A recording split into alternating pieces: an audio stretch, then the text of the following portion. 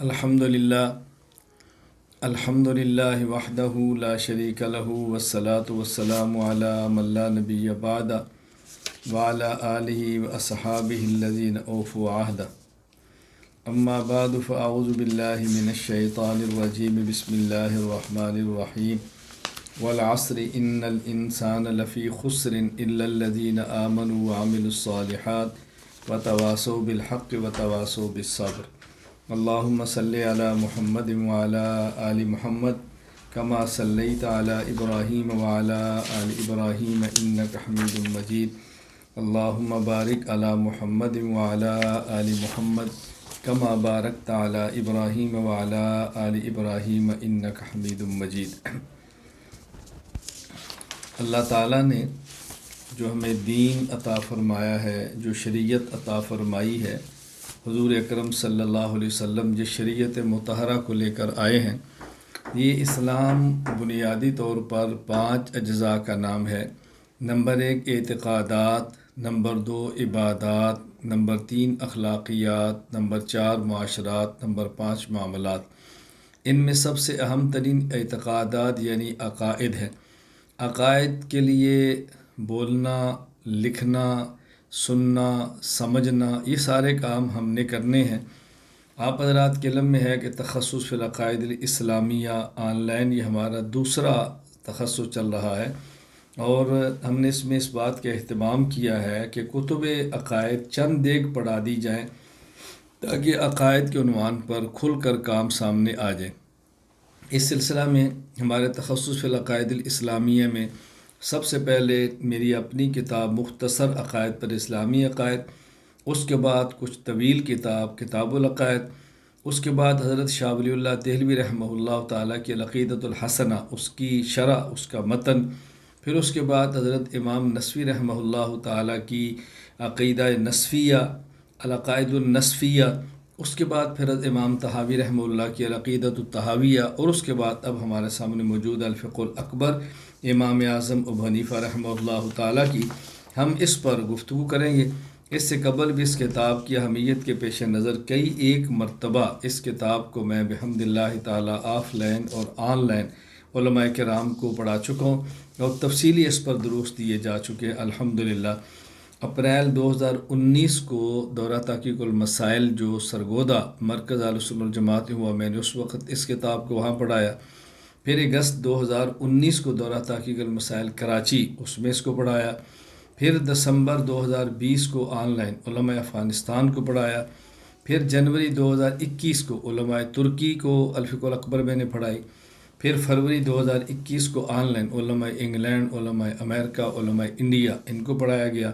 پھر جنوری 2023 اس وقت آپ کے سامنے موجود ہے کہ اب یہ تقریباً 6ٹھی مرتبہ ہے کہ میں الفقہ الاکبر کا درس دے رہا ہوں۔ یہ بتانے کا مقصد یہ ہے کہ الفقہ الاکبر پر ہم نے تفصیلاً کام کیا ہے، اور اس کی مفصل شرح الحمدللہ اس وقت جو آپ کے سامنے موجود ہے، یہ انشاءاللہ آپ کی خدمت میں پیش کر دی جائے گی۔ اور یہ مفصل شرح بحمد اللہ تعالیٰ تقریباً 470 صفحات کے لگ بھگ صفحات پر یہ مشتمل شرح ہے، اور اس میں تفصیل کے ساتھ ہم نے مختلف عقائد پر جو الفقہ الاکبر کے اندر امام اعظم ابو حنیفہ رحمہ اللہ ذکر فرمائے ہیں، ان پر گفتگو کی جا چکی ہے۔ اس وقت میں آپ کی خدمت میں الفقہ الاکبر پر بات کرنے سے پہلے چند ایک ابتدائی چیزیں آپ کی خدمت میں عرض کر دیتا ہوں، اس کے بعد ہم کتاب کا متن پھر اس پر شرح تفصیل سے کریں گے انشاءاللہ۔ سب سے پہلے سمجھیں حضرت امام اعظم ابو حنیفہ رحمہ اللہ تعالیٰ جو اس کتاب کے مصنف ہیں، ان کے حالات پر اختصار سے بات کر لیتے ہیں۔ حضرت امام اعظم ابو حنیفہ رحمہ اللہ تعالیٰ کا نام نعمان تھا، اور آپ کی کنیت ابو حنیفہ ہے۔ آپ کے والد محترم کا نام ثابت ہے، آپ کے دادا کا نام نعمان ہے، اور آپ کے پردادا کا نام مرزبان ہے۔ حضرت امام ابو بکر احمد بن علی بن ثابت بن احمد خطیب بغدادی رحمہ اللہ تعالی، وفات 163 ہجری، وہ تاریخ بغداد میں، اور ابن حجر مکی رحمہ اللہ تعالی الخیرات الحسان میں یہی ترتیب بیان فرمائی جو میں نے آپ کی خدمت میں عرض کی ہے۔ یہ بات میں اس لیے کہہ رہا ہوں کہ حضرت امام اعظم ابو حنیفہ رحمہ اللہ کے دادا کا نام زوتا اور پردادا کا نام ماہ، یہ بھی آیا ہے، لیکن جو سلسلہ سب ہم نے بیان کیے خود حضرت امام اعظم ابو حنیفہ رحمہ اللہ کے پوتے حضرت اسماعیل نے یہی بیان فرمایا ہے جو میں نے آپ کی خدمت میں پیش کیا گیا ہے۔ ورنہ امام صاحب کے دادا کا نام سوتا بھی آیا ہے اور پردادا کا نام مہبی ہے، لیکن جہاں تک ہمارا خیال یہ ہے کہ حضرت امام صلی رحمہ اللہ تعالیٰ کے چونکہ دادا نے اسلام قبول فرمایا تھا تو قبول اسلام سے پہلے ان کا نام سوتا ہوگا اور بعد میں نام بدل کر ان کا نام یہ رکھ دیا گیا ہوگا، یہ بعد میں نام بدل کر رکھ دیا گیا نعمان۔ اسی طرح مرزبان ممکن ہے ان کا ایک نام ہو اور ایک ان کا لقب ہو، دونوں باتیں ممکن ہے۔ بہرحال حضرت امام صلی رحمۃ اللہ علیہ کے سلسلہ نسب یہ ہے نعمان بن ثابت بن نعمان بن مرزبان، اپنا نام بھی نعمان ہے اور دادا محترم کا نام بھی نعمان ہے۔ حضرت امام اعظم ابو حنیفہ رحمہ اللہ تعالیٰ یہ فارسی النسل تھے۔ حضرت کا جو آبائی تعلق کس علاقے سے تھا، بعض مورخین کہتے ہیں کابل سے تھا، بعض کہتے ہیں ترمذ سے تھا، بعض نے اور شہروں کے نام بھی لکھے ہیں، بعضوں نے بابل بھی لکھا ہے۔ تو حضرت امام صلی رحمۃ اللہ علیہ کے جو آبائی شہر تھے وہ بابل ہو یا کابل ہو یا ترمذ ہو، جو کچھ بھی ہو، امام صلی رحمۃ اللہ علیہ فارسی النسل تھے اور اجمی تھے۔ حضرت امام اعظم ابو حنیفہ رحمہ اللہ تعالیٰ کے خود پوتے اسماعیل جو امام صاحب بیٹے حماد کے بیٹے ہیں، ان کا بیان حضرت امام ابو بکر احمد بن علی بن ثابت بن احمد خطیب بغدادی رحمہ اللہ وفات 463 ہجری نقل کرتے ہیں۔ وہ فرماتے ہیں انا اسماعیل بن حماد بن النعمان بن ثابت النعمان بن المرزبان من ابناء فارس الاحرار، یعنی ابناء فارس سے تھے اور پھر یہ حر تھے، ان کے سلسلہ نسب میں کہیں بھی کبھی غلامی نہیں آئی۔ وہ خود فرماتے ہیں واللہ ما بقى علینا رق قط، کبھی بھی ہمارے خاندان کے اوپر کے بزرگوں میں کوئی بھی کبھی غلام نہیں رہا، آزاد تھے۔ اور یہ جو امام صلی رحمہ اللہ نے کارنامے سر انجام دیے ہیں، اللہ تعالیٰ غلاموں سے بھی لے سکتے ہیں، آزاد شدہ آدمی سے بھی لے سکتے ہیں، لیکن جو پیدائشی حر ہو اور اس کے نسب میں کوئی شخص غلام نہ ہو، وہ حریت کے ساتھ جو کام کرتا ہے وہ ہر کسی کے سامنے ہے۔ حضرت امام اعظم ابو حنیفہ رحمہ اللہ تعالیٰ کا خاندان جب مشرف اسلام ہوا تو ان کو رشتہ داروں کی جانب سے کچھ پریشانی آئی، اس لیے انہیں ہجرت کا فیصلہ کیا۔ چنانچہ حضرت امام صلی رحمہ اللہ کے دادا جو نعمان تھے، یہ اپنا نقد اثاثہ لے کر مکہ کی طرف روانہ ہوئے۔ راستے میں شہر کوفہ تھا، وہاں آپ تشریف لائے، وہاں سے گزر ہوا، اور یہ شہر کوفہ وہ تھا جو علی رضی اللہ تعالیٰ عنہ اپنا دارالخلافہ بنا چکے تھے۔ تو انہوں نے حضرت علی رضی اللہ جب شہر کوفہ دیکھا، دارالخلافہ دیکھا، وہاں کی برکات کو دیکھا، تو آپ نے مستقل پر وہاں رہنے کا ارادہ فرما لیا اور وہاں اپنی کپڑے کی تجارت کو شروع کر دیا۔ حضرت امام اعظم ابو حنیفہ رحمہ اللہ تعالیٰ کے یہ دادا جو تھے نعمان، یہ امام صاحب والد ثابت ابھی یہ چھوٹے تھے اور ان کا تذکرہ میں انشاءاللہ کروں گا، ان کی دعا کا نتیجہ حضرت علی کا۔ فی الحال جو میں عرض کرنا چاہتا ہوں، حضرت امام اعظم ابو حنیفہ رحمہ اللہ کے پردادا جب دادا آپ کے نعمان جب یہ کوفہ کے اندر رہے، انہوں نے حضرت امام اعظم حضرت علی المرتضیٰ رضی اللہ تعالیٰ خدمت میں فالودہ پیش کیا۔ اور فالودہ کس موقع پر پیش کیا؟ یہ فارسیوں کا جو سال تھا، ان کی اپنا جو تقویم تھا، تو ان کے سال نو کا یہ پہلا دن ہوتا، سورج خط استوا پر ہوتا، دن اور رات برابر ہوتے، تو یہ ان کے سال کا جو پہلا دن تھا، اس دن یہ لوگ جشن مناتے اور اس کے اندر یہ جشن میں جس طرح کھیل کود کھانا پینا ہوتی بھی کرتے تھے۔ تو انہوں نے اسی مناسبت سے علی المرتضیٰ رضی اللہ خدمت میں فالودہ بطور ہدیہ کے پیش کیا۔ حضرت امام ابو بکر خطیب بغدادی فرماتے ہیں وَالنُّعْمَانُ بْنُ الْمَرْزُبَانِ ابو ثابت هو الذي اهدى لعلی بن ابی طالب رضی اللہ الفالوزہ فی یوم النیروز، نیروز کا دن، ان کا جو نوروز کہتے تھے، نوروز کا دن جس کو عربی میں نیروز کہتے ہیں، تو انہیں اپنے سال نو پر فالودہ پیش کیا۔ تو علی رضی اللہ فرمان لگے نوروزنا کل یومن، ہمارا تو ہر دن ہی نوروز ہے۔ مطلب اس کا کیا تھا؟ مقصد اس کا یہ تھا کہ اسلام میں عید کے دن متعین ہیں، عید الفطر، عید الاضحیٰ، اس کے علاوہ جو ایام ہیں وہ سارے ایام برابر ہیں، کسی بھی یوم کے اندر آپ ہدیہ دے سکتے ہو، کسی بھی دن میں ہدیہ دے سکتے ہو، ہمارا ہر دن ہی نوروز ہے، جب چاہے ہدیہ پیش کری ہے۔ علی رضی اللہ تعالیٰ کے فرمانے کا مقصد تھا۔ حضرت امام اعظم ابو حنیفہ رحمہ اللہ تعالیٰ کے خاندان کو علی المرتضیٰ رضی اللہ تعالیٰ عنہ نے دعا دی تھی، اور شاید یہ دعا کا ثمرہ تھا جو امام اعظم ابو حنیفہ رحمۃ اللہ علیہ شخص امام پیدا ہوا، فقیہ پیدا ہوا، مفسر، محدث، متکلم، ان صفات کا حامل شخص امت کو اللہ پاک نے عطا فرمایا۔ حضرت اسماعیل بن حماد بن امام اعظم ابو حنیفہ نعمان بن ثابت وہ فرماتے ہیں، ولد جدی فی سنت 80، میرے دادا حضرت ابو حنیفہ یہ سن 80 ہجری میں پیدا ہوئے۔ وذهب ثابت علی ابن ابی طالب رضی اللہ عنہ صغیر فدعا له بالبرکہ، میرے دادا ثابت حضرت امام صاحب کو لے کر حضرت علی رضی اللہ تعالیٰ عنہ کی خدمت میں گئے۔ حضرت علی رضی اللہ تعالیٰ عنہ نے ان کے لیے برکت کی دعا کی، فیہ وفی ذریتی، یعنی ثابت کے لیے اور ثابت کی اولاد کے لیے۔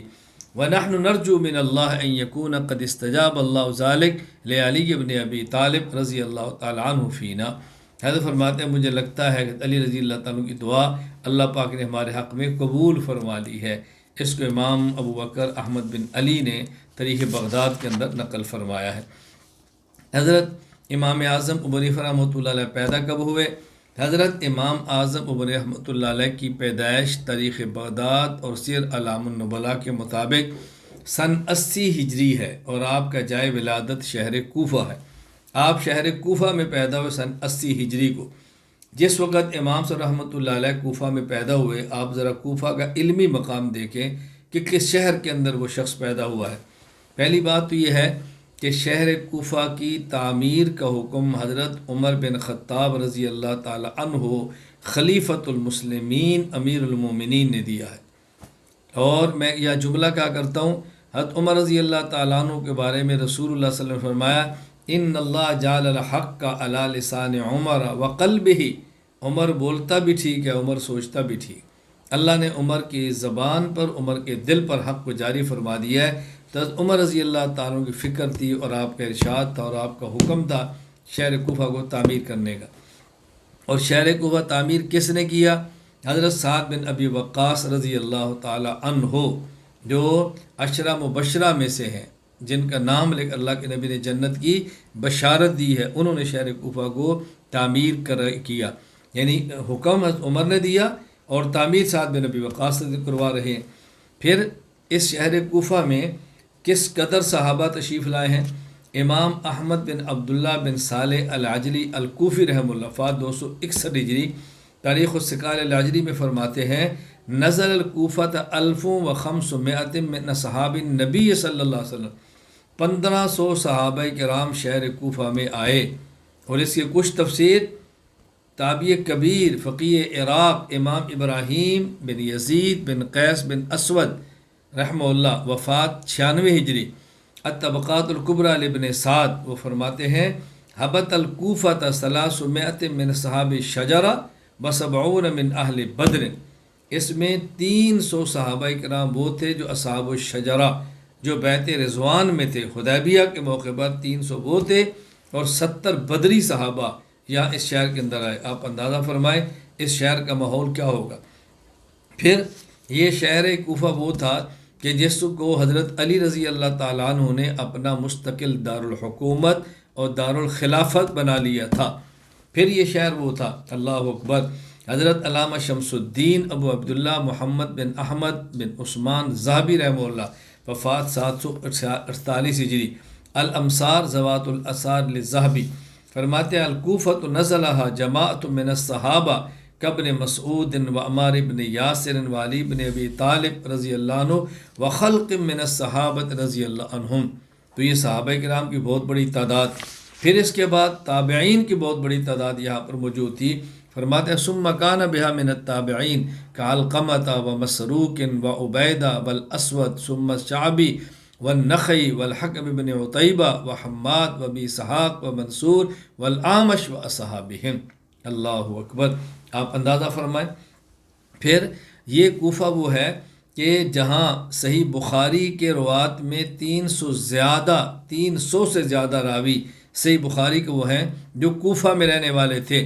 حضرت امام ابو عبداللہ محمد بن اسماعیل بخاری رحمہ اللہ وفات 256 ہجری، شہر کوفہ کی اہمیت کو کن الفاظ سے بیان فرماتے ہیں؟ ذرا توجہ فرمائیں۔ فرماتے ہیں، دخلت الی الشام و مصر والجزیرۃ مرتین وإلى البصرة 4 مرات وقمت بالحجاز 6 أعوام بلا احصی کم دخلت الی الکوفہ، میں تحصیل علم کے لیے شام گیا ہوں، مصر گیا ہوں، جزیرہ گیا ہوں 2 مرتبہ، اور بصرہ گیا ہوں 4 مرتبہ، اور حجاز کے اندر رہا ہوں 6 سال۔ ولا احصی کم دخلت الی الکوفہ، اور کوفہ کتنی بار گیا میں مجھے یاد ہی نہیں ہے، مجھے یاد ہی نہیں ہے میں کوفہ کتنی بار کیا ہوں۔ میں یہاں پر ایک جملہ کہا کر ذرا بات توجہ سمجھنا۔ ایک غیر مقلد نے مجھ سے پوچھا، اور پوچھتے رہتے ہیں، میں کئی بار بتاتا ہوں، توجہ سے بات سمجھنا۔ دیکھیں، ایک ہے مدینہ منورہ اور ایک ہے کوفہ۔ ہم مدینہ منورہ کو اپنی منزل سمجھتے ہیں، اور کوفہ کو اس منزل کا دروازہ سمجھتے ہیں، راستہ سمجھتے ہیں۔ اور حضرت رسول اللہ صلی اللہ علیہ وسلم نے ارشاد فرمایا، انا مدینۃ العلم وعلی بابها فمن اراد المدینہ فلیات الباب، میں شہر علم ہوں، علی شہر علم کا دروازہ ہے، اور جس نے شہر علم میں آنا ہے وہ دروازہ سے گزر کر آئے۔ اللہ اکبر۔ اور یہ جو شہر علم مدینہ منورہ اور کوفہ کو دروازہ ہم نہیں، امام بخاری کی بھی یہ رائے ہے۔ امام بخاری فرماتے ہیں، وَقَمْتُ بِالْحِجَازِ 6 أعوام، میں حجاز میں 6 سال رہا ہوں، وَلَا أُحْصِي كَمْ دَخَلْتُ إِلَى الْكُوفَةِ، اور کوفہ میں کتنی بار گیا مجھے یاد ہی نہیں ہے۔ دیکھیں، حجاز میں رہنا یاد ہے، کوفہ میں جانا یاد کیوں نہیں؟ میں مثال دے کر ایک بات سمجھایا کرتا ہوں۔ بھائی ادارۃ النعمان میں، مرکز اہل سنت والجماعت میں کوئی طالب علم پڑھتا ہے، اس سے پوچھو بیٹا یا کتنے سال سے پڑھ رہے ہو؟ کہتا ہے جی 8 سال پڑھا ہے۔ اچھا یہ جو سامنے دروازہ ہے اس سے کتنی بار گزرے ہو؟ یہاں سے کتنی بار گزرے ہو؟ کہتے نہیں مجھے یاد ہی نہیں۔ تو اس کو منزل پہ رہنا یاد ہے اور دروازے سے گزرنا یاد نہیں ہوتا۔ تو امام بخاری چونکہ حجاز کو منزل مانتے ہیں تو وہاں رہنا یاد ہے، اور کوفہ کو دروازہ مانتے ہیں تو وہاں جانا اور گزرنا یاد ہی نہیں ہے۔ تو آپ اندازہ فرمائیں شہر کوفہ کی کتنی اہمیت ہے۔ حضرت امام بخاری رحمۃ اللہ علیہ اہمیت کو یعنی کس طرح تصنیف فرما رہے تھے۔ 300 راوی وہ ہیں جو یہاں کوفہ کے اندر موجود تھے۔ خلاصہ کیا ہے کہ کوفہ وہ شہر تھا جس کو تعمیر کا حکم حضرت عمر نے دیا، جس کو تعمیر سعد بن ابی وقاص نے کروایا، جس کے اندر 300 صحابہ اصحاب شجرہ بیت رضوان حدیبیہ والے آئے، جن میں 70 صحابہ اہل بدر آئے، صحابہ میں سے 1500 صحابہ یہاں پر آئے، تابعین کی بہت بڑی تعداد آئی۔ حضرت علی المرتضیٰ نے اس کو اپنا دارالحکومت و دارالخلافہ بنایا۔ صحیح بخاری کے 300 راوی ایسے ہیں جو کوفہ کے رہنے والے ہیں۔ اور پھر عجیب بات یہ ہے کہ قرۂ سبعہ جو 7 قرہ ہیں، ان قرۂ سبعہ میں سے 3 قرۂ کرام قاری عاصم، قاری حمزہ، قاری کسائی رحمہ اللہ یہ شہر کوفہ میں قیام پذیر تھے۔ آپ اسے اندازہ فرمائیں کہ شہر کوفہ کس قدر علمی اعتبار سے اہمیت کا حامل ہوگا۔ میں 1-2 باتیں یہاں پر عرض کرتا ہوں، بات توجہ سمجھنا۔ ایک غیر مقلد، میں اپنے واقعات پیش کرتا ہوں اور بات سمجھانے کے لیے پیش کرتا ہوں۔ ایک غیر مقلد نے مجھ سے پوچھا کہ تمہارا امام مدینہ کا نہیں، تمہارا امام مکہ کا نہیں، تمہارا امام کوفہ کا کیوں ہے؟ تو میں نے جواب دیا کہ ہمارے امام کو مکہ میں نہیں، مدینہ میں نہیں، بلکہ کوفہ میں ہی پیدا ہونا چاہیے۔ توجہ سے بات سمجھنا۔ یہ غیر مقلد ہم سے کہتے ہیں کہ تمہارا امام نہ مکی ہے نہ مدنی ہے بلکہ کوفی ہے، نہ امام مکہ میں پیدا ہوا نہ مدینہ میں پیدا ہوا، کوفہ میں پیدا ہوا، تمہیں وہ امام نہیں ملا جو مکہ میں پیدا ہوتا یا مدینہ؟ میں نے کہا نہیں، ہمارا امام کوفہ ہی میں پیدا ہونا چاہیے تھا۔ کہا جی وجہ؟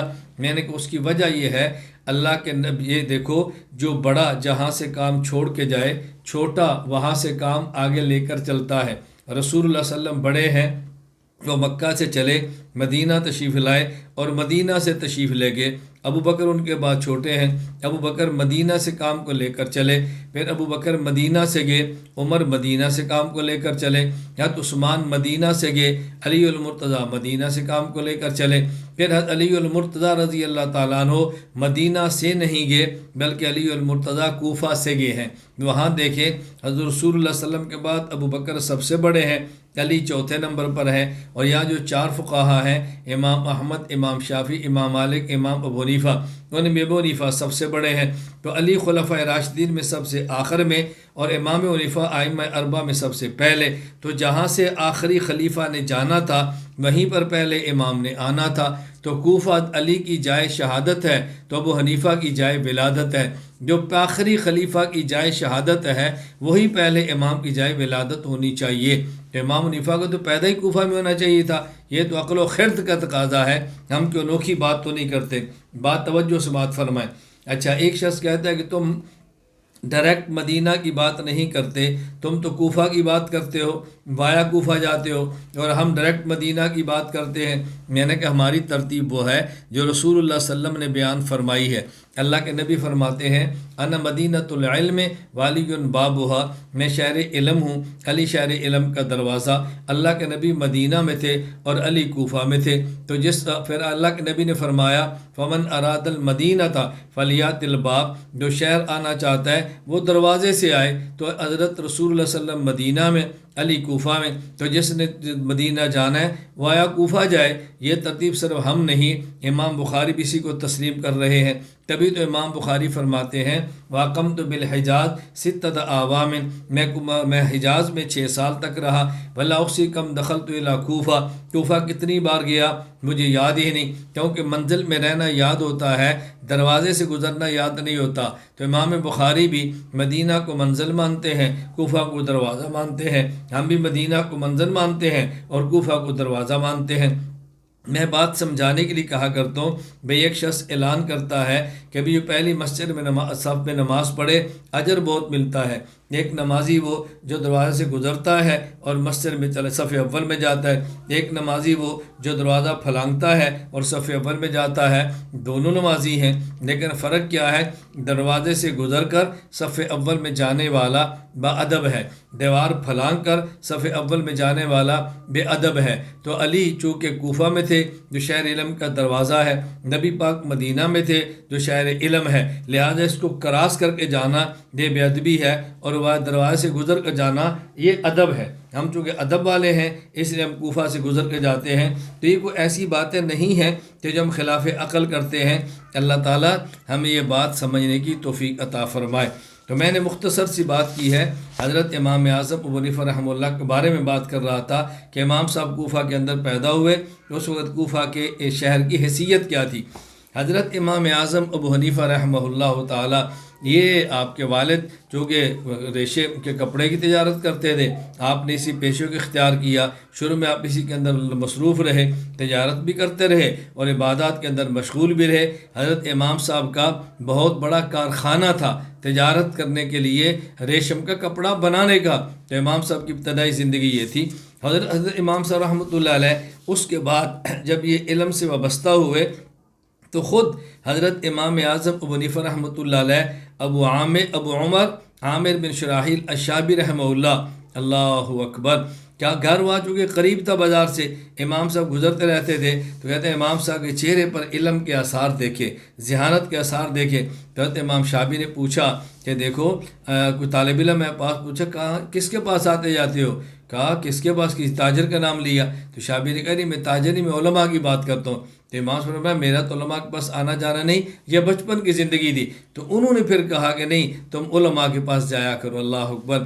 خود فرماتے ہیں لم آن الاختلاف الی السوق آنیت الاختلاف الی العلماء فقلت قلیل الاختلاف الیہم، فرمایا میں تو علماء کے پاس کم ہی جاتا ہوں، فرمایا لا تفعل، ایسا نہ کرو، وعلیک بالنظر فی العلم وجالسۃ العلماء فانی اراک فیکم یقظۃ وحرکۃ، قال فوقع فی قلبی من قولی فترکت الاختلاف الی السوق واخذت فی العلم فنفعنی اللہ بقولی۔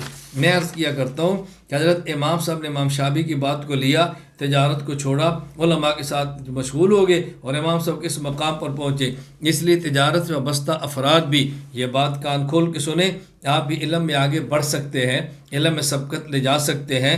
ملازم بھی سنیں، علم میں بہت آگے جا سکتے ہیں، خود کو بڑا رکھیں۔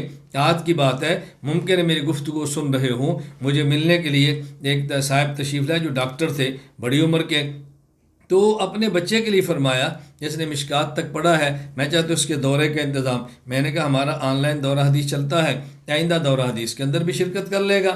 آج فقہ اکبر کا درس ہے، آپ بھی پڑھیں اور بیٹے کو پڑھائیں۔ پھر دورہ تحقیق المسائل ہے، آپ بھی پڑھیں بیٹے کو پڑھائیں۔ آئندہ سال بیٹے کو دورہ حدیث میں داخل کرائیں گے، آپ کو درجہ اولیٰ میں بٹھا دیں گے۔ ہمارا ڈاکٹر حضرات اور تجارت کے لیے 4 سال کا نظم موجود ہے، ہم اس میں آن لائن پڑھاتے ہیں اور اس کو عالم بناتے ہیں۔ آپ بسم اللہ پڑھیں اور نیت کریں۔ میں نے کہا انشاءاللہ آپ بھی علمی اعتبار سے بہت آگے نکل جائیں گے۔ میں عرض کر رہا ہوں کہ تجار کے لیے، پروفیسروں کے لیے، ڈاکٹروں کے لیے، ملازمین کے لیے بھی ہم نے ایک علم دین حاصل کرنے کا بحمداللہ نظم بنا دیا ہے، مردوں کے لیے بھی، خواتین کے لیے بھی، حتیٰ کہ بچوں کے لیے بھی ہم نے ایک ترتیب بنا دی ہے۔ بس آپ نے آگے بڑھنا ہے، نیت کرنی ہے اور علم حاصل کرنا ہے اور اس علم کو پھیلانا ہے۔ عقائد سیکھنے ہیں، پھر عقائد کو سکھانے ہیں، پوری امت میں عقیدے کی محنت کام کرنا ہے۔ انشاءاللہ ثم انشاءاللہ ہم ضرور کریں گے، میرے اللہ نے چاہت۔ خیر، میں عرض کر رہا تھا کہ امام صلی رحمۃ اللہ علیہ کی پھر جو ابتدائی زندگی ہے تحصیل علم کی، اس میں حضرت امام صلی رحمۃ اللہ علیہ نے علم الکلام میں ایک یکتا تھے، مناظر، مبلغ اور علم الکلام کے بیتاج بادشاہ۔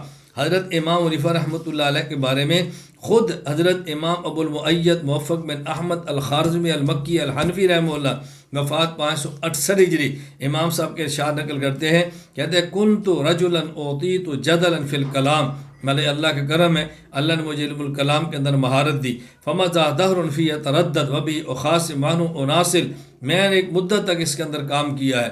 وکان اصحاب الخصومات والجدل اکثرهم بالبصرہ، کہتے ہیں کہ مناظرین اور علم الکلام میں بحث کرنے والے بصرہ میں ایک بہت بڑی تعداد میں لوگ موجود تھے۔ پھر فدخلت البصرة 29 مرہ، میں 20 مرتبہ، 20 سے زائد مرتبہ کیا ہوں۔ منها ما اقیم سنہ واقل واکثر وكنت قد نازعت طبقات الخوارج من الاباضیۃ والصفریۃ وغیر طبقات الحشویہ، یعنی ماں سے فرماتے پھر میں نے خارجیوں کے کئی طبقات سے گفتگو کی ہے، عباضیوں سے مناظرے کیے، صفریہ سے کیے اور طبقات حشویہ سے کیے۔ امام صلی اللہ اللہ فرماتے ہیں خلاصہ یہ ہے کہ علم الکلام کے اندر امام صاحب نے بہت مقام اور مرتبہ حاصل کیا۔ امام ابو منصور عبد القاہر بن طاہر تمیمی البغدادی رحمہ اللہ، وفات 429 ہجری، کتاب اصول الدین میں فرماتے ہیں وَأَوَّلُ مُتَكَلِّمِهِ مِنَ الْفُقَهَاءِ وَأَرْبَابُ الْمَذَاهِبِ ابو حنیفہ والشافعی، امام صلی رحمۃ اللہ علیہ وہ پہلے شخص ہیں جو فقہاء اور اصحاب مذاہب میں سے متکلم علم الکلام کے ماہر تھے۔ فَإِنَّ أَبَا حنیفہ لَهُ كِتَابٌ فِي الرَّدِّ عَلَى الْقَدَرِيَّةِ سَمَّاهُ كِتَابَ الْفِقْهِ الْأَكْبَرِ، پہلے امام حنیفہ ہیں، پھر امام شافعی بھی ہیں، اور امام صاحب نے الفقہ الاکبر اس عنوان پر کتاب بھی لکھی ہے۔ اس پر ہم تفصیل سے بات آگے کریں گے، الفقہ الاکبر کے بارے میں بات آ رہی ہے۔ خلاصہ یہ ہے کہ حضرت امام اعظم ابو حنیفہ رحمہ اللہ نے سب سے پہلے علم الکلام کو حاصل کیا ہے اور علم الکلام کے اندر ایک مقام پیدا کیا ہے۔ علم الکلام میں پھر دشمنوں سے مناظرے کیے ہیں۔ امام صلی رحمۃ اللہ علیہ کو ید طولہ اور بہت بڑی قوت اور طاقت علم الکلام کے اندر حاصل دی۔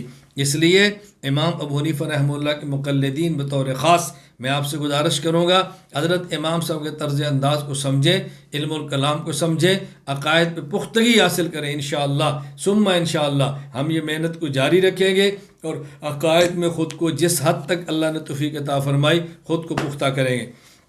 حضرت امام اعظم ابو حنیفہ رحمۃ اللہ علیہ علم بھی تھا اور پھر تابعی تھے۔ آپ کے تابعی ہونے کی حضرات نے تصریح فرمائی ہے، میں چند ایک عبارات پیش کرتا ہوں۔ مورخ علامہ ابو الفرج محمد بن اسحاق المعروف ابن ندیم 385 ہجری وفات، الفہرست ابن ندیم میں فرماتے ہیں وکان من التابعین لقی عدۃ من الصحابہ رضی اللہ عنہم، یہ تابعی تھے۔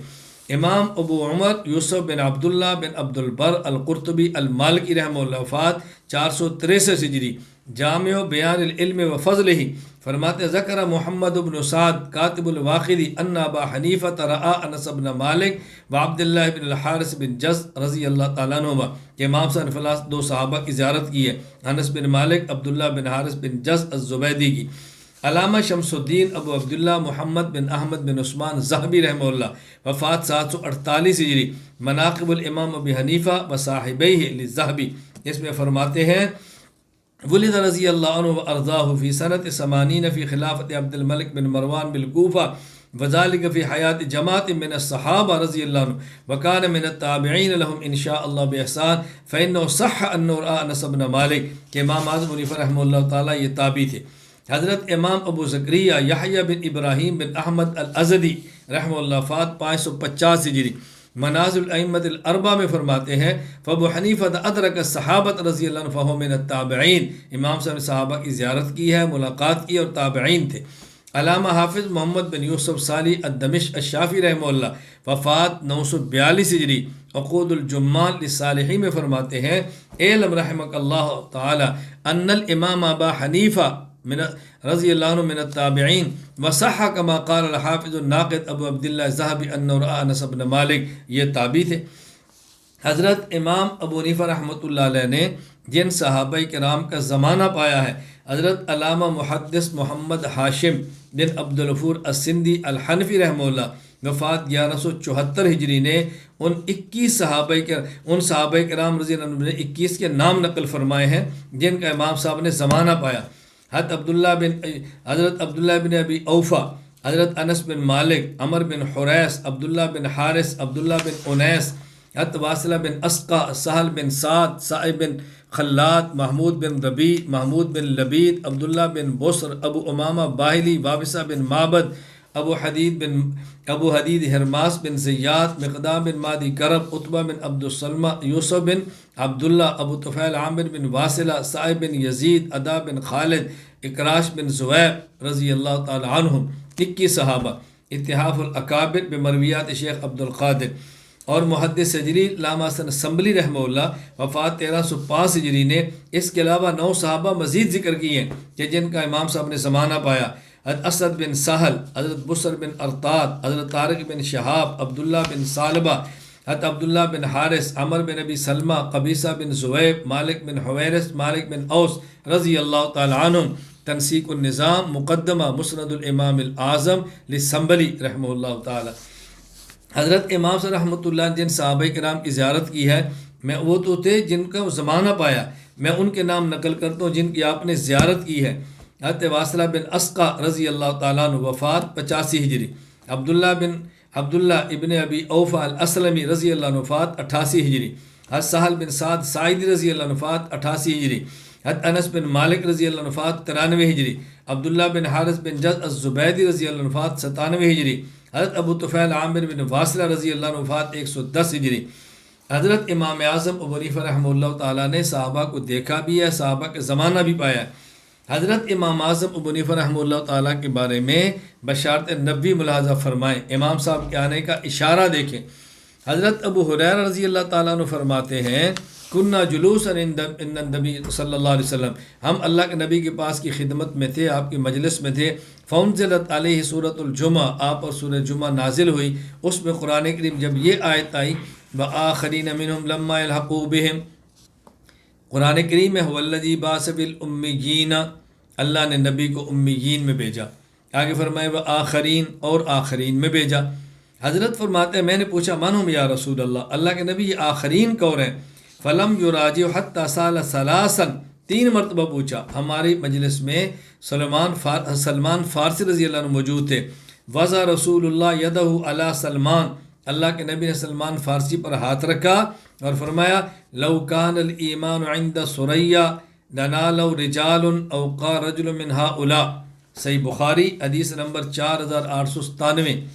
حضرت فرمایا کہ اگر علم ثریا ستارے تک بھی پہنچ جائے تو پھر بھی یہ لوگ اس کو وہاں سے بھی لائیں گے۔ سلمان فارسی رضی اللہ عنہ کے اوپر اپنے ہاتھ رکھا۔ اچھا، ایک روایت میں لفظ ایمان کی بجائے دین کا ہے، اور یہ روایت صحیح مسلم کے اندر ہے، حدیث نمبر 2546۔ حضرت ابو ہریرہ فرماتے ہیں رسول اللہ صلی اللہ علیہ وسلم فرمایا لو کان الدین عند ثریا لذهب به رجل من فارس او قال من ابناء فارس حتى يتناوله، اگر دین ثریا ستارے تک پہنچ جائے تب بھی فارسی میں سے ایک شخص آئے گا جو وہاں سے بھی لائے گا۔ اور ایک روایت میں علم کا لفظ موجود ہے، اور یہ روایت حضرت امام ابو نعیم احمد بن عبداللہ بن احمد بن اسحاق الاصبہانی رحمہ اللہ وفات 430 ہجری حلیۃ الاولیاء ابی نعیم میں نقل فرماتے ہیں۔ حضرت ابو ہریرہ رضی اللہ عنہ فرماتے ہیں رسول اللہ صلی اللہ علیہ وسلم نے فرمایا لو کان العلم منوطا بالثریا لتناولہ رجال من ابناء فارس، اگر علم ثریا ستارے تک بھی پہنچ جائے تو فارس کے لوگ آئیں گے جو وہاں سے بھی علم کو لیں گے۔ اب دیکھو حضرت امام جلال الدین سیوطی رحمۃ اللہ علیہ، علامہ جلال الدین عبد الرحمن بن ابو بکر السیوطی شافعی رحمہ اللہ وفات 911 ہجری، تبییض صحیفہ میں فرماتے ہیں قد بشر النبی صلی اللہ علیہ وسلم بالامام ابی حنیفہ فی الحدیث، حضرت اکرم صلی اللہ علیہ وسلم نے امام ابو حنیفہ کی طرف بشارت دی ہے، امام صاحب کی بشارت دی ہے حدیث پاک میں، اور یہ کہنے والے کون ہیں؟ شافعی عالم ہے۔ خلاصہ کیا ہے؟ توجہ سے بات سمجھنا، میں ذرا آپ کی خدمت میں پیش کرتا ہوں، بات اچھی طرح سمجھیں۔ ایک حدیث میں علم، ایک میں ہے دین، ایک میں ایمان۔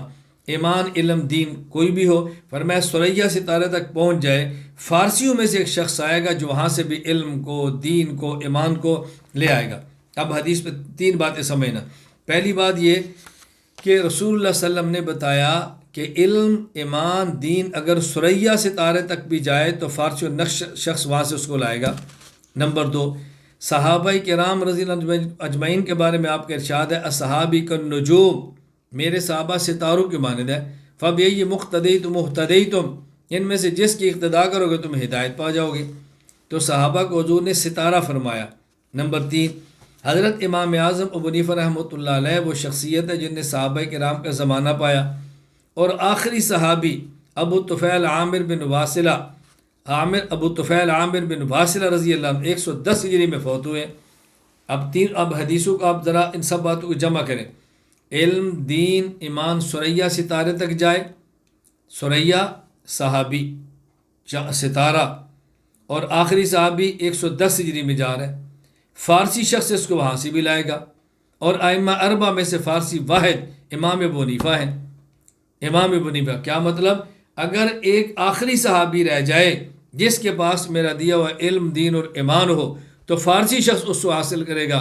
اب ان کو ملائیں تو ملانے سے بات بڑے آرام سے سمجھ آتی ہے کہ یہ حضرت امام اعظم ابو حنیفہ رحمہ اللہ تعالیٰ کے بارے میں حدیث پاک میں بشارت دی جا رہی ہے۔ حضرت امام اعظم ابو حنیفہ رحمہ اللہ تعالیٰ، یہ ذہن نشین رکھیں، میں نے ابھی بات آپ خدمت میں پیش کی ہے، متکلم تھے بہت بڑے، پھر متکلم ہونے کے ساتھ امام اعظم ابو حنیفہ رحمۃ اللہ علیہ فقیہ تھے، محدث تھے بہت بڑے، محدث۔ امام صاحب کے محدث ہونے پر میں چند ایک حوالے پیش کر دیتا ہوں تاکہ بات کھل لے۔ حضرت مصر بن کدام، وفات 153 ہجری، مناقب امام حنیفہ و صاحب الذہبی میں وہ فرماتے ہیں، طلبت مع ابی حنیفہ الحدیث فغلبنا، ہم نے ابو حنیفہ کے ساتھ علم حاصل کیا، وہ ہم سے غالب ہو گیا۔ واخذنا فی الزہد فبرا علینا، پھر زہد و تقوی میں ہم مشغول، ابو حنیفہ ہم سے غالب ہو گئے۔ وطلبنا مع الفقہ فجاء منہ ما ترون، اور ہم مل کر فقہ پڑھتے تھے، اور فقہ میں اس کا مقام جو تم جانتے ہو، یعنی حدیث میں بھی تسلیم کیا کہ ابو حنیفہ ہم سے آگے تھے۔ امام ابو عبداللہ السویمری، امام موفق بن احمد المکی رحمہ اللہ اپنی سند سے امام حسن بن صالح سے روایت کرتے ہیں، کہتے ہیں کان ابو حنیفہ شدید الفحص ناسخ من الحدیث والمنسوخ، امام حنیفہ رحمۃ اللہ علیہ ناسخ اور منسوخ پہ بڑی بہترین اور عمدہ گفتگو فرماتے۔ وَيَعْمَلُ بِالْحَدِيثِ إِذَا ثَبَتَ عِنْدَهُ عَنِ النَّبِيِّ وَعَنْ صحابی، اور جب ان کے بعد حدیث آتی تو عمل بھی کرتے تھے۔ وَكَانَ عَارِفًا بِحَدِيثِ اہل کوفہ، اہل کوفہ کی حدیثوں کے جاننے والے بھی تھے۔ کان حافظا لفعل رسول اللہ الاخیر، نبی پاک صلی اللہ علیہ وسلم کا جو آخری فعل ہوتا وہ بھی آپ کے علم کے اندر ہوتا تھا۔ اخبار ابی حنیفہ، مناقب موفق للمکی، مناقب موفق المکی۔ اچھا، اسی طرح امام موفق بن احمد مکی رحمہ اللہ حضرت امام ابو یوسف رحمہ اللہ کا قول نقل کرتے ہیں، کہتے ہیں فربما وجدت الحدیثین اب الثلاثۃ فآتیہ بہا، میں 2 یا 3 حدیثیں لیتا اور امام حنیفہ کی خدمت میں آتا، فمنہا ما یقبلہ ومنہا ما یردہ، آپ بعضوں کو لے دیتے اور بعضوں کو نہ لیتے۔ میں وجہ پوچھتا، ھذا لیس بصحیح اور لیس بمعروف، فرماتے حدیث صحیح نہیں ہے، یہ حدیث معروف نہیں ہے۔ میں نے پوچھا وما علمک بذالک، آپ کو کیسے پتہ چلتا ہے؟ فرمایا انا عالم بعلم اہل الکوفہ، میں اہل کوفہ کے علم کو بہت اچھی طرح جانتا ہوں۔ یعنی جب بھی امام ابو یوسف امام سے خدمت میں حدیث لاتے 2 یا 3، امام صاحب بتاتے ان میں آخری حدیث کون سی ہے، یہ بتاتے ہیں صحیح حدیث کون سی ہے، یہ بتاتے ہیں معروف حدیث کون سی ہے۔ تو یہ کام تو محدث کر سکتا ہے، عام آدمی کے بس میں اتنی بڑی بات تو نہیں ہے۔ امام یحییٰ بن نصر بن حاجب رحمہ اللہ فرماتے ہیں، میں نے امام ابو حنیفہ کو یہ کہتے ہوئے سنا، فرمایا عندی صنادیق من الحدیث فما اخرجت منها الا اليسیر الذي ينتفع به، مناقب الامام الاعظم للمکی، فرمایا میرے پاس احادیث کے صندوق ہیں، میں ان میں سے اتنی احادیث کو لے رہا ہوں کہ جن سے لوگ نفع حاصل کر رہے ہیں، عوام الناس کو نفع ہو، یعنی امام صاحب کیا ذخیرہ حدیث پاک کا موجود تھا۔ امام محمد بن سما فرماتے ہیں انو ذکر فی تصانیفی نیفم و سبعین الف حدیث وانتخب الآثار من 40,000 حدیث، من 40,000 حدیث۔ حضرت امام حنیفہ رحمہ اللہ اپنی تصانیف میں 70,000 سے کچھ اوپر احادیث ذکر کی ہیں، اور اپنی کتاب الآثار 40,000 احادیث سے منتخب فرما کے آپ نے تحریر فرمائی ہے۔ ابھی ہمارے موجودہ دور میں حضرت مولانا لطیف الرحمن قاسمی دامت برکاتہم ہندوستان کے فی الحال مقیم مکہ مکرمہ، ان نے امام ابو حنیفہ رحمۃ اللہ علیہ کی اتنی بڑی خدمت حدیث نقل کی ہے، 20 جلدوں پر مشتمل الموسوعۃ الحدیثیہ لمرویات الامام اعظم ابی حنیفہ تحریر فرمائی ہے۔ آپ اس سے اندازہ فرمائیں کہ امام صاحب کا کتنا بڑا حدیث پہ کام ہوگا اور کتنا بڑا شخص محدث تھا۔ پھر حضرت امام اعظم رحمہ اللہ بہت بڑے فقیہ تھے، ان کی فقاہت پر تو حوالہ جات کی ضرورت نہیں ہے کہ ہر شخص ان کی فقاہت اور فقیہ اور مجتہد ہونے کو تسلیم کرتا ہے۔ پھر امام اعظم رحمۃ اللہ علیہ کی ثقافت میں حوالے بھی دیتا ہوں، اصول بھی پیش کرتا ہوں۔ حضرت مؤرخ علامہ ابو الفرج محمد بن اسحاق المعروف ابن ندیم وفات 385 ہجری الفہرست ابن ندیم میں فرماتے ہیں وکان من التابعین لقی عدۃ من الصحابہ وکان من الورعین الزاہدین والعلم برا و بحرا شرقا و غربا بعدا و قربا تدوینہ۔ اللہ اکبر۔ امام صاحب تابعی ہیں اور زاہد ہیں، اور امام صاحب کا علم بر و بحر، مشرق و مغرب، دور اور قریب تک پہنچا ہوا ہے۔ شیخ الاسلام امام ابو اسحاق ابراہیم بن علی بن یوسف شیرازی شافعی رحمہ اللہ وفات 476 ہجری اللمع فی اصول الفقہ للشیرازی فرماتے ہیں جملتہ ان الراوی لا یخلو اما یکون معلوم العدالہ او معلوم الفسق او مجہول الحال، راوی یا تو اس کی عدالت معلوم ہوگی یا اس کا فسق معلوم ہوگا یا مجہول الحال ہوگا، پتہ ہی نہیں ہوگا۔ فإن كانت عدالتہ معلومۃ کالصحابہ، اگر اس کی عدالت معلوم ہو جیسے صحابہ رضی اللہ عنہ، وافاضل تابعین اور جیسے تابعین ہیں بڑے، واجلاء الائمہ اور جس طرح اجلہ آئمہ ہیں کمالک سفیان و ابی حنیفہ، یعنی یہ اس پر فرماتے ہیں ولم آگے وجب قبول خبرہ ولم یجب البحث عن عدالتہ، ان کی بات کو قبول کرتے ہیں پھر اس پہ بحث نہیں کرتے عدالت کے بارے میں جن کی عدالت معروف ہو۔ اسی طرح امام برہان الدین ابو اسحاق ابراہیم بن عمر بن ابراہیم بن خلیل الجعبری رحمہ اللہ وفات 732 ہجری رسوم التحدیث فی علوم الحدیث میں فرماتے ہیں والعدالت یثبت بالنص فالصحابۃ کلهم عدول خلاف للمعتزلہ والقدریہ فی مباشر الحروب والاستفاضہ کالاربع، کہتے ہیں عدالت نصوص سے بھی ثابت ہوتی ہے اور عدالت شہرت سے بھی ثابت ہوتی ہے۔ شہرت جیسے ائمہ اربع، اس میں پہلے نمبر پر امام ابو حنیفہ رحمہ اللہ تعالی، میں نے کہا ان اصولوں کی روشنی میں تو ان کی ثقافت فرداً ثابت کرنے کی ضرورت نہیں ہے، ائمہ جرح تعدیل کے حوالے جات پیش کرنے کی ضرورت نہیں ہے، لیکن ہم پھر بھی ائمہ جرح تعدیل کے الفاظ بھی پیش کرتے ہیں کہ صراحتاً امام صاحب کا نام لے کر ان لوگوں نے کس طرح امام صاحب کی توثیق اور تعدیل فرمائی ہے۔ امام الجرح والتعدیل امام شعبہ بن حجاج رحمہ اللہ وفات 160 ہجری، وہ فرماتے ہیں امام شبابہ بن سواد 204 ہجری فرمائے کان شعبۃ حسن الرأی فی ابی حنیفہ، کہ حضرت شعبہ امام حنیفہ رحمۃ اللہ علیہ کے بارے میں اچھی رائے رکھتے تھے۔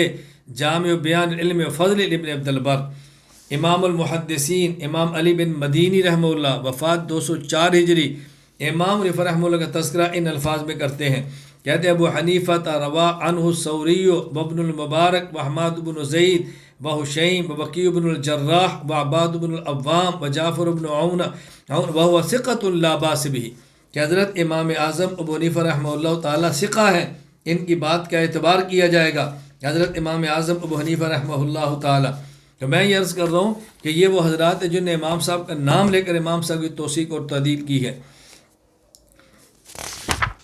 حضرت امام الجرح والتعدیل امام یحییٰ بن معین وفات 233 ہجری تاریخ بغداد الخطیب کان ابو حنیفہ ثقۃ لا یحدث بالحدیث الا ما یحفظ ولا یحدث بما لا یحفظ۔ اللہ اکبر۔ فرماتے ہیں امام حنیفہ رحمۃ اللہ علیہ حدیث وہی بیان کرتے جو حضرت امام حنیفہ کو یاد ہوتی، سبحان اللہ، جو حفظ ہوتی اسی کو، عام حدیث کو بیان نہیں فرماتے تھے۔ حضرت امام اعظم ابو حنیفہ رحمہ اللہ تعالیٰ اہل علم کی نظر میں اگرچہ ہمیں اس کی ضرورت نہیں ہے، ہم امام صاحب کے علم، ثقافت، فقاہت، علم حدیث، علم کلام سے واقف ہے، لیکن میں چند ایک حوالہ جات آپ کی خدمت میں پیش کر رہا ہوں کہ آپ اپنے پاس محفوظ رکھیں، اور وہ لوگ جو امام صاحب کے بارے میں نازیبا لفظ بولتے ہیں ان کو بتاؤ کہ امام ابو حنیفہ رحمہ اللہ کے بارے میں اہل علم کی رائے کیا تھی۔ تمہاری اوقات کیا ہے، تمہاری اوقات کیا ہے کہ تمہاری بات امام صاحب کے بارے میں سنیں؟ اہل علم کی رائے امام صاحب کے بارے میں کیا تھی؟ امام معمر بن راشد الازدی البصری رحمہ اللہ، وفات 153 ہجری، تاریخ بغداد، فرماتے ہیں ما عارف رجلا یحسن یتکلم فی الفقہ او یسعہ او یقیس و یشرح لمخلوق النجات فی الفقہ احسن معرفۃ من ابی حنیفہ۔ اللہ اکبر، کہتے ہیں میں نے امام ابو حنیفہ رحمہ اللہ سے بہتر کوئی شخص نہیں دیکھا جو فقہ کا ماہر ہو اور مخلوق خدا کے لیے فقہ و قیاس کے کو ذریعہ راہ نجات بتانے والا ہو، یعنی ان سے بہتر شخص میری نظر میں اور کوئی نہیں جس نے یہ کام کیا ہو۔ اور فرمایا ولا اشفق علی نفسہ من ان يدخل فی دین اللہ شیئا من الشک من ابی حنیفہ، اور میں نے امام حنیفہ رحمہ اللہ زیادہ کوئی شخص نہیں دیکھا جو اتنی احتیاط کرتا ہو کہ دین کے معاملے میں معمولی سا شک بھی ہو اور اس کو چھوڑ دے، شکوک و شبہات کو چھوڑ دے، اتنی احتیاط کرنے والا میں نے امام سے بڑھ کر کوئی بندہ نہیں دیکھا۔ حضرت امام مالک بن انس رحمہ اللہ، وفات 179 ہجری، تاریخ بغداد، فرماتے ہیں رأیت رجلا لو کلمک فی هذه الساریۃ ان یجعلها ذهبا لقام بحجتہ، میں نے ایک ایسے شخص کو دیکھا اگر وہ اس ستون کے بارے میں ثابت کرنا چاہے کہ یہ سونے کا ہے، وہ دلیل کے ساتھ سونے کا ستون ثابت کر سکتا ہے، یعنی لکڑی کے ستون کو سونے کا ثابت کرنا چاہے تو قوت دلیل سے وہ ثابت کر سکتا ہے۔ امام جرح و تعدیل امام یحییٰ بن سعید قطان رحمہ اللہ، وفات 198 ہجری، تاریخ بغداد، فرماتے ہیں لا نکذب اللہ ما سمعنا احسن من رائے ابی حنیفہ وقد اخذنا باکثر اقوالی، اللہ پر ہم جھوٹ نہیں بولتے، ہم نے ابو حنیفہ کی رائے سے بہتر کسی شخص کو نہیں دیکھا۔ حضرت امام محمد ادریس شافعی رحمہ اللہ، وفات 204 ہجری، تاریخ بغداد، فرماتے ہیں الناس عیال علی ابی حنیفہ فی الفقہ، فقہ میں لوگ ابو حنیفہ کی اولاد کی طرح ہے۔ امام احمد بن محمد بن حنبل رحمہ اللہ، وفات 241 ہجری، تاریخ بغداد، فرماتے ہیں وکان احمد بن حنبل اذا ذکر ذلک بکا فترحم علی ابی حنیفہ وذلک بعد ان ضرب احمد، امام حنیفہ کو جب امام احمد بن حنبل کو کوڑے لگے، تکلیفوں سے گزرنا پڑا، امام حنیفہ کا ذکر آتا تو رو پڑتے اور وہ فرماتے اللہ رحم فرما امام حنیفہ پر، ان کی رحمت کی دعائیں فرمایا کرتے تھے۔ کس قدر اس شخص نے تکلیفیں اور مشقتیں برداشت کی ہیں اور ابو حنیفہ اس مقام پر پہنچے ہیں۔ حضرت امام ابو حنیفہ رحمۃ اللہ علیہ کی اساتذہ اکابر اہل علم تھے۔ حضرت امام سے رحمہ اللہ نے جن اساتذہ کرام سے علم حاصل کیا اور جن سے آپ نے علم حاصل کیا، اگر آپ اندازہ فرمائیں مجموعی تعداد کتنی تھی، امام ابو حفص کبیر رحمہ اللہ نے امام صاحب کے اساتذہ میں سے 4000 اساتذہ کا ذکر فرمایا۔ الخیرات الحسان وقد ذکر منہم الامام ابو حفص الکبیر 4000 شیخین، 4000، یعنی کس قدر اساتذہ امام صاحب نے علم کو حاصل کیا ہوگا، آپ اندازہ فرما سکتے ہیں۔ ان میں چند مشہور میں نے عرض کیا، ہم نے تحریر بھی کر دی ہے، واصلہ بن اسقا، عبداللہ بن ابی اوفا، سہل بن سعد، انس بن مالک، عبداللہ بن حارث، ابو طفیل، عامر بن واصلہ رضی اللہ عنہ تو صحابہ تھے، حماد بن ابی سلیمان، امام ابو عمر عامر بن شراحیل الشعبی، امام عطا بن ابی رباح المکی، امام علقمہ بن مرشد، امام حکم بن عتیبہ، امام جعفر محمد بن علی، سعید بن مسروق الثوری، عدی بن ثابت انصاری، امام ابو سفیان سعدی، کتنے بڑے بڑے مشائخ تھے جن سے آپ نے علم حاصل کیا۔ حضرت امام سے رحمہ اللہ تعالیٰ نے علم حاصل بھی کیا اور آپ نے سلسلہ تدریس کو بھی جاری فرمایا۔ حضرت امام صاحب کے جو استاذ تھے حماد بن ابی سلیمان، آپ کا انتقال 120 ہجری میں ہوا۔ مشورے سے آپ کے بیٹے کو ان کی مسند پر بٹھایا، لیکن ان پر نحو اور ادب کا غلبہ تھا، کم حق و فقہ کا وہ حق ادا نہ کر سکے، لہذا ان نے خود ہی دستبرداری کر لی اس کے بعد امام صاحب کے شاگرد امام موسیٰ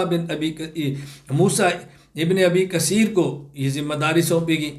لوگ ان کی قدر و منزلت سے واقف تھے، لیکن فقہ کے اتنے ماہر وہ بھی نہیں تھے جتنے امام حنیفہ رحمہ اللہ تھے۔ وہ حج پر تشریف لے گئے تو لوگوں نے امام صاحب کو مسند پر بٹھایا، پھر حضرت امام حنیفہ رحمہ اللہ تعالیٰ تا دم حیات اس ذمہ داری کو نبھاتے رہے۔ حضرت امام صاحب کے حلقہ درس میں طول و عرض سے اور مشرق و مغرب سے لوگ آتے اور امام صاحب کا درس کے اندر شریک ہوتے تھے۔ اللہ اکبر۔ حضرت امام محمد بن یوسف الشافعی رحمہ اللہ وفات 942 ہجری عقود الجمان میں ان شہروں اور ملکوں کی فہرست دی ہے کہ جہاں سے لوگ امام صاحب سے علم حاصل کرتے تھے۔ میں چند ایک ذکر کر دیتا ہوں۔ مکہ مکرمہ، مدینہ منورہ، کوفہ، بصرہ، واسط، موصل، جزیرہ، رقہ، نصیبین، دمشق، رملہ، مصر، یمن، یمامہ، بحرین، بغداد، حلوان، رے، طبرستان، نیشاپور، جرجان، بخارا، سمرقند، ترمذ، بلخ، ہرات، سجستان، خوارزم۔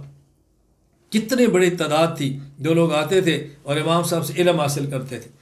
حضرت امام اعظم ابو حنیفہ رحمہ اللہ کے تلامذہ اور شاگرد بہت بڑی تعداد تھی، اتنی بڑی تعداد کہ علامہ شمس الدین ابو عبداللہ محمد بن احمد بن عثمان ذہبی رحمہ اللہ وفات 748 ہجری مناقب الامام اعظم ابو حنیفہ و صاحبی کے اندر فرماتے ہیں، ربا عنہ من المحدثین والفقہاء عدت لا یحصون۔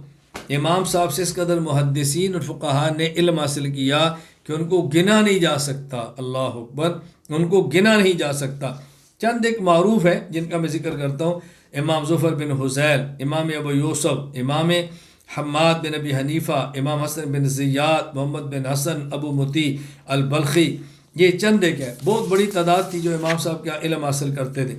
پھر حضرت امام اعظم ابو حنیفہ رحمہ اللہ تعالیٰ کے جو کارنامے ہیں ان میں اہم ترین کارنامہ وہ فقہ اسلامی کی تدوین ہے، قانون اسلامی کی تدوین ہے۔ امام صاحب نے 2 کام بہت اہم فرمائے۔ نمبر 1 قانون سازی، نمبر 2 افراد سازی۔ ایک تو ان نے فقہ کو مرتب فرمایا، شریعت کو مدون فرمایا اور اس کے لیے افراد تیار فرمائے جو افراد اس کام کو لے کر چلیں۔ محتاط اندازے کے مطابق 83,000 دفعات پر مشتمل امام صاحب نے قوانین مرتب فرمائے ہیں۔ 83,000 دفعات پر مشتمل قوانین مرتب فرمائے۔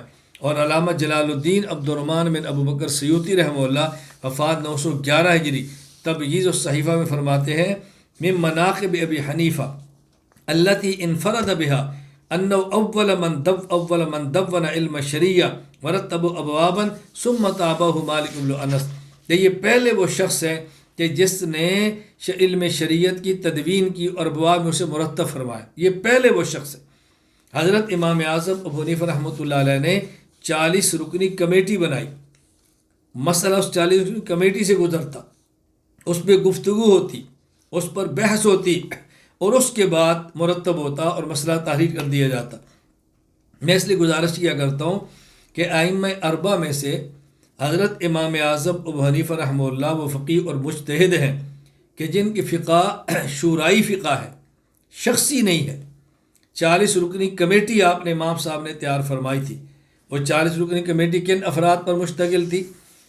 نمبر 1 امام ظفر وفات 158 ہجری، نمبر 2 امام مالک وفات 159 ہجری، امام مالک بن انس نہیں، امام مالک اور ہے۔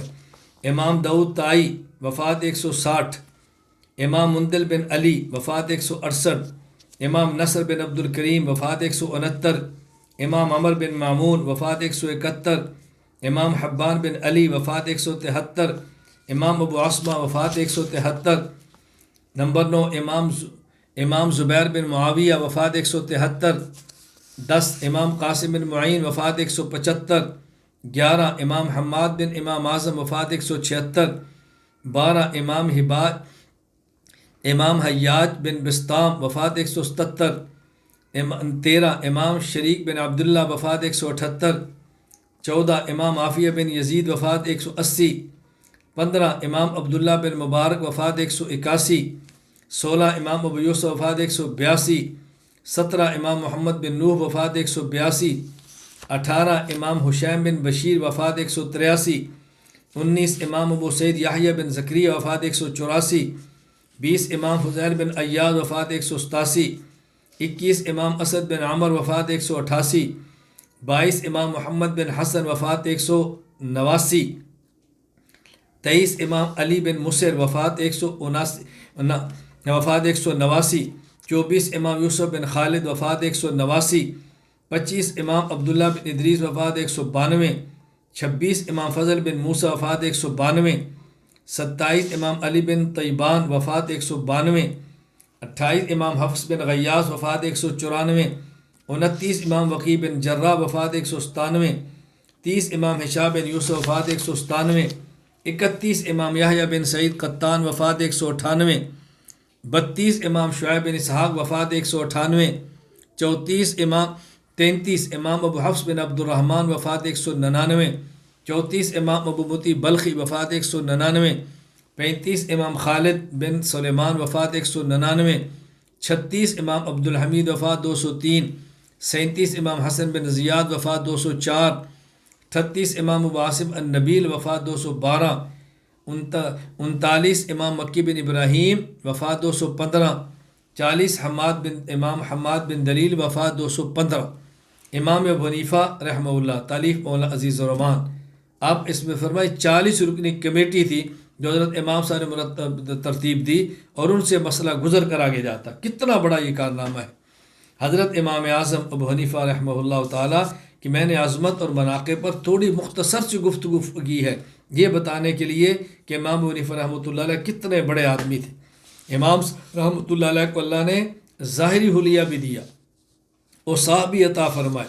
حضرت امام ابو یوسف وفات 182 ہجری، حضرت امام صاحب کے بارے میں فرماتے ہیں کان ابو حنیفہ ربعۃ من الرجال، متوسط قد تھا، لیس بالقصیر ولا بالطویل، نہ زیادہ چھوٹے نہ لمبے، درمیانہ قد، وکان احسن الناس منطقہ، انداز گفتگو بہت اچھا، اخلاہم نغمہ، آواز بہت پیاری، حسن الوجہ، چہرہ حسین، حسن الثیاب، کپڑے خوبصورت، طیبۃ الرائحہ، زیر استعمال خوشبو انتہائی عمدہ، سریعا الی مواساۃ الاخوان، اپنے دوست اور بھائیوں خیر خواہی کا جذبہ رکھنے والے، مناقب الائمہ اربع للمقدسی۔ حضرت امام صلی رحمۃ اللہ علیہ کے اخلاق اتوار بھی بہت اچھے تھے، ظاہر بھی اچھا تھا، باطن بھی اچھا تھا۔ اللہ نے امام صلی رحمۃ اللہ علیہ کو خوب نوازا تھا، اور امام صلی رحمۃ اللہ علیہ علم، صرف علم نہیں تھا، تقوی، عمل، عبادت، شب بیداری امام صاحب پر ختم ہے۔ حضرت امام اعظم ابو حنیفہ رحمہ اللہ کا ذوق عبادت۔ حضرت امام ابو بکر احمد بن علی بن ثابت بن احمد خطیب بغدادی رحمہ اللہ، وفات 463 ہجری، تاریخ بغداد۔